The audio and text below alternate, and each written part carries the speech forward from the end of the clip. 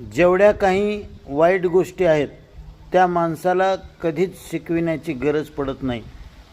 जणू काही तो सर्व सोबतच घेऊन आला आहे. चिंता, ईर्ष्या, द्वेष, क्रोध या सगळ्या गोष्टी कधी कोणी शिकविल्यात माणसाला?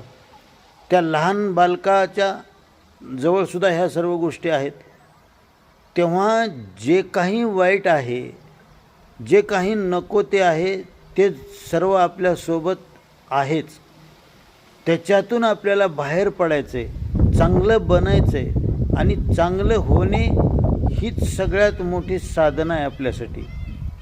म्हणून हे आधी माणसानं कबूल केलं पाहिजे की मी आहे कसा, ही प्रकृतीच तशी आहे, इथे कोणाचा दोष नाही.